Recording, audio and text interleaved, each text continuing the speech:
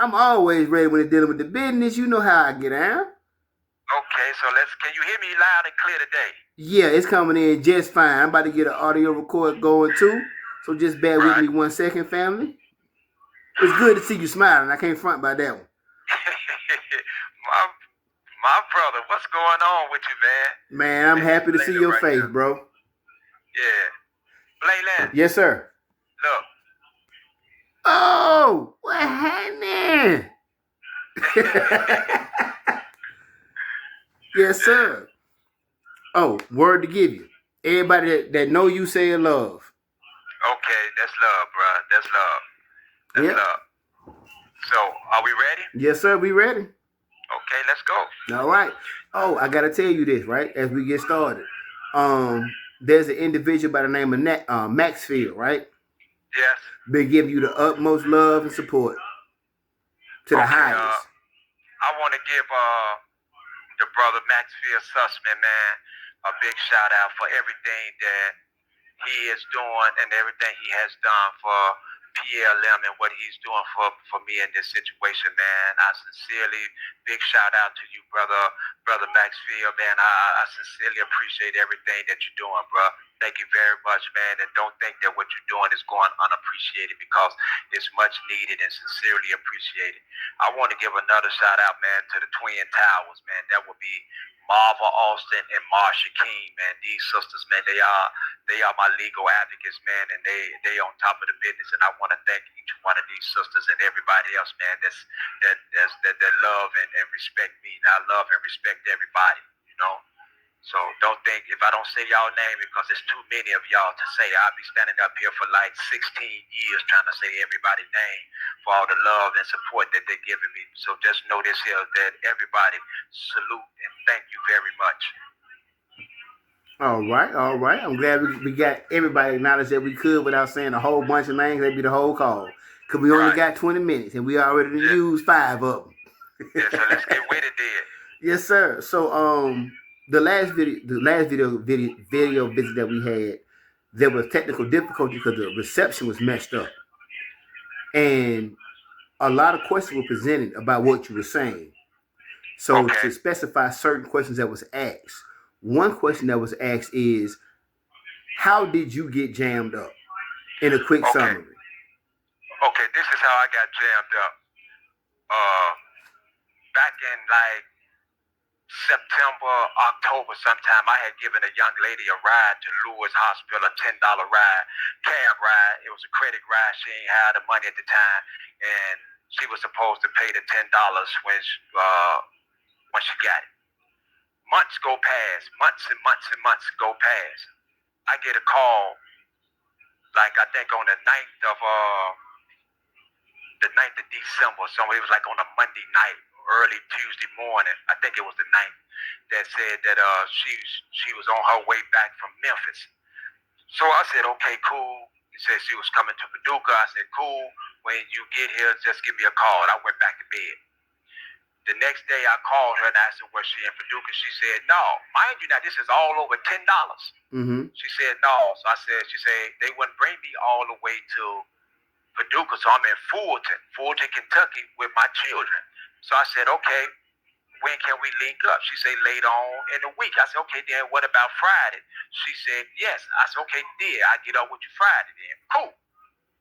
Friday come around. It's about 1:45, 1:50. I start getting calls from her back to back to back to back. So every time I answer the phone, I could hear her, but she couldn't hear me. So I wind up calling her back. And when I called her, we heard each other. And she told me I ain't going to be able to get up with you today because my daughter had an asthma attack and they airlifted her to Jackson. So I'm thinking Jackson, Tennessee, because she's right there in Fulton. So I'm thinking she's talking about Jackson, Tennessee. So I don't think nothing else about it. Then she said, I got your money. I said, okay, cool. I said, I ain't tripping. I'll holler at you when I see you.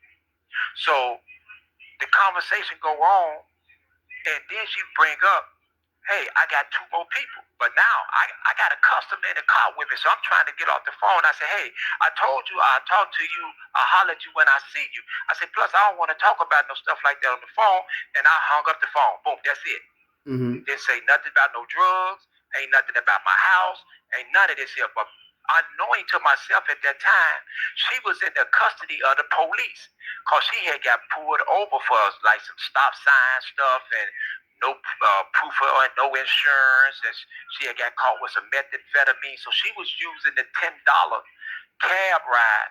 But she never said the amount. She just said your money. So she was using that as a ploy to show the police that like I'm dealing drugs to order for her to get free. Okay, so she changed the narrative of what the transaction is actually about. She changed the narrative. Mm-hmm. I don't know this here, so I go off. I take the customer to where they was going. I went on my job interview, the office prior that I had already told you about that I was going. I had an interview that day, and I wound up getting hired for the job, and I was supposed to start Monday. From there, I went home.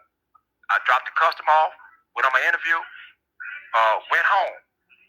So it's like 2:30, almost 2:45.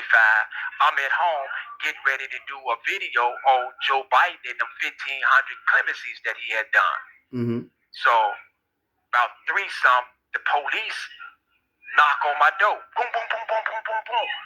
Paducah police, blah, blah, blah, blah, blah. So I go to the door, I open the door. They got guns on me. They like, hey, you under arrest? We got a search warrant. I'm like, hey man, y'all got to be at the wrong address. I say, y'all don't have no probable cause to be here automatically. I'm invoking my 4th Amendment rights, bro, in the door, because I know I ain't done nothing wrong. They pulled me out the house, cuffed me up, go in the house. They read off the search warrant that I never seen. They never gave me a copy of. They go into the house. They come out of the house. They say in the bedroom, in one of the closets, they found a little small bag of powder. Talking about it was cocaine in the shirt, in the jacket pocket. They come out with this here, and I'm telling them that it's not none of mine. That it's a ploy. They got this. They found guns and all this stuff, right? Mm-hmm. So I'm telling them like, man, y'all have violated my 4th Amendment right because y'all ain't got no rights to come in here. They bring me down to the police station. Guess who the first person I see? Who? The young lady that had told me that she was in Jackson all the time. She had been arrested. She up at the front desk, get booked in too. So she had set me up over a phone call that she got caught up on, bro.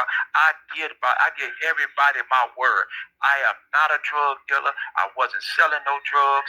I don't know no drug dealers. I don't associate with no drug dealers. And the last time I was arrested for some drugs was February the 8th, 2008. I ain't touched no drugs or been around no drugs or been around nobody with no drugs since February of 2008, bro. You know this here. When they arrested me, bro, I had $5 in my pocket. $5. That's all I had in my pocket, man. And then the money that I had for the company that was inside my car. You know, that's all I had, bro. I ain't have no money. Well, you a broke drug dealer. That's the case. He ain't making no money. I'm the brokest drug dealer in America, bro. You know what I'm saying? I'm the only. Listen, bro. I kid you not, man. I'm so broke. You know how broke I am, bro. Mm-hmm. I don't even listen. I got to pay. Only time I can pay some of my bills is when I get final notices. I got to put my bills off to final notices, bro. You know what I'm saying? You too, sir. You know, so I got to. That's how I pay my bills, bro. I got a question. Knowing. All right, now you know I've been to your house, right? So yeah. I know like there's cameras throughout your house. Right. Okay, so is the camera footage that you have from your cameras when they came in and planted, you know what I'm saying, the stuff there? This is what they did, bro. Soon they came into the house, bro. What they do is they unplugged the cameras and turned them around. I didn't find this out until my brother went to my house. When my brother went to my house, that's when I found this out. You know what I'm saying? He went down there, he went and checked the house, and he told me, like, man, the first thing they did was unplug the cameras and turn them around. You know so any footage that could have captured them doing what they was doing, they made sure didn't exist. Exactly. And here's the thing, my phones are missing. I don't know where my phones are at, bro. You know what I'm saying?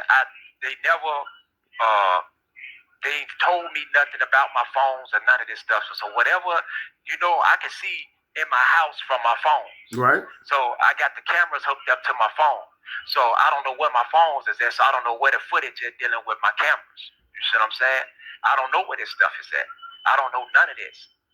And so for people to think that I'm out here selling drugs, bro, everything the PLM was doing, bro, we was doing it out of righteousness. We ain't have no money. We wasn't selling no drugs because I understood what it was about, bro. I knew that I was going to be targeted. I knew this here. So why would I even put myself in a situation like that? That's facts. That's facts. I understand that. So with that being the case, you haven't created or have you created a new Facebook page? No, I can't create no new Facebook page because I'm in a McCracken County jail. So if anybody, if it's a new Facebook page that's out with me, that's a scam. It's a scam automatically. Anybody that they sending this to for you to be the friends, don't send nothing to that page. Don't answer that page or none of that. That's not none of me. I don't have access to no Facebook. I don't have access to none of that. Okay. Now there's a lot of people that's been doubting you and your situation. And I'm under the impression there's a lot of people that just hated you from the beginning. They've been hoping for a downfall to point the finger at you. And some people think that you deserve what you're getting because you've been harsh on people and you've been exposing people. Now, this is my stance on that, right? I understand COINTELPRO. Right. You know, I know that when you start to expose how the system works and it's not in their favor, they target you. Exactly. And if you're saying your Fourth Amendment rights have been violated, then that means you have been made a target. Right. Because, listen, bro, let me explain this here. There was no nexus between that phone call, that recorded phone call, and my house. What they using is that recorded phone call and my prior record. Everybody know my prior record, man. Everybody know, man, that I got a my record is, I ain't gonna even lie to you, bro. My record is messed up, bro, because I ain't been to prisons. I ain't shot people's kidnapping, everything. I ain't done it all, bro. So I don't portray to be no saint. I'm not a saint, bro. But I also know this here, bro. There's people that's doubt me. I ain't even talking about the people that doubt me because they doing it for a reason. I know why they doing it. But for the people that love me, they automatically know. They know me. They know what I'm about. They know if I did something wrong, bro, I'm going to stand on what I did wrong. I'm going to stand on that. I'm not going to be getting everybody involved, asking people to help me, man, if I'm out here doing wrong. I need help, bro. I can't even pay my bills right now. You know what I'm saying? I need help right now. So what am I being, if I need, why would I be asking people to help me if I'm out here in the streets doing wrong? How is it that I got $5 in my pocket, but I got drugs and all this in my house? Yeah, that don't make sense. Why is this the detective that testified at my preliminary hearing got up on the stand and said there was no surveillance on me or my house. There was no suspicious activity around my house. There was no controlled buys. There was no drug transactions. There's nothing linking me to any type of drugs. And if you think I'm lying, all they got to do is order the preliminary hearing transcripts, man, from the McCracken County Courthouse, man, from Allison B. Taylor, man. That's all they got to do. For anybody that's doubting me, order them transcripts from the McCracken County Courthouse in Paducah, Kentucky, that happened on December the 19th, 2024. Then you can tell that you will find out what the police said. You will find out that the police is what the police said. So the police admitted that they didn't have any probable cause to search your place. The police admitted this here, but the judge still found probable cause to send the case upstairs.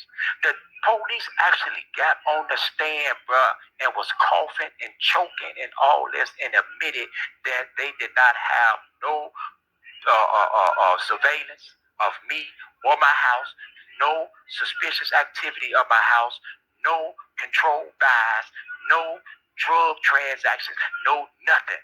No audio, no visual, nothing of nobody or the confidential informant being in my house or nothing. They say that the investigation lasted less than 24 hours. Matter of fact, the investigation was less than 2 hours, bro. They had a 2-hour investigation on me, bro.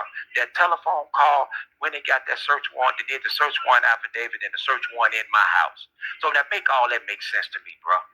If I'm this big time drug dealer, I'm this big time drug dealer, and why would they come get me at that moment? Wouldn't they want everybody else that I was dealing with? Yeah, that's usually how that go. Come on, man, make it make sense. And then they know who I am here. Why my federal probation officer didn't know none of this stuff was taking place. Aren't you in federal custody though, with probation or something like that? Say that again. So you on federal probation or parole or something like that. I'm on federal probation. Which means if there's anything going on with you in the state got to talk to the feds before they can move or act on it. That I ain't gonna say if they catch me doing a crime, then they can move, bro. But this is an investigation.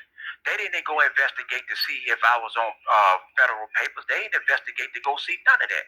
They just came. If they would have known that if I did something wrong, bro, why didn't they wait to get me in a transaction, bro?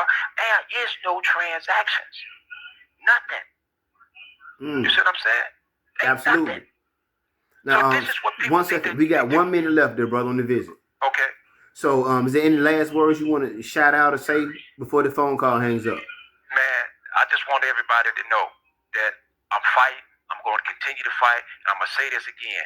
I am not a drug dealer. I wasn't dealing drugs. I don't know no drug dealers. I don't associate with no drug dealers. And the last time that I was arrested for some drugs was February of 2008. I am not guilty of these charges, and people will see. They're going to see in the long run because I'm fighting right now. I already started my motions and everything, bro. Okay. Everything. Do you go back to court anytime soon? I go back to court February the 6th. If anybody want to come to find out what's going on in this case, man, they more than welcome, man. Come to the McCracken County Courthouse, man, in Paducah, Kentucky, February the 6th, man. Then if they want to know whatever is going on with this, I ain't got nothing to hide, bro.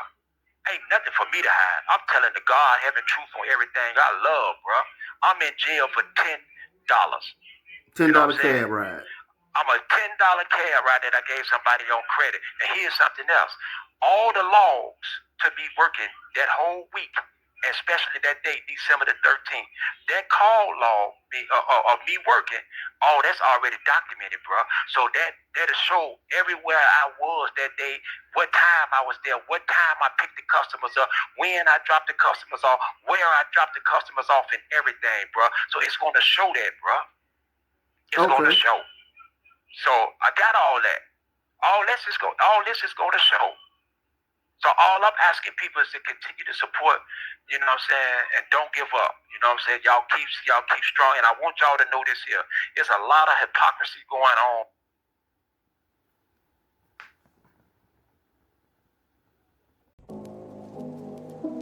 Being able to represent what goes on fundamentally in terms of a system of symbols, such as words, such as numbers.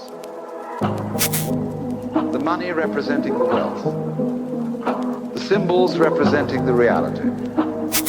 We haven't realized that life and death, black and white, good and evil, being and non-being, come from the same symbol. They imply each other. You are playing the game.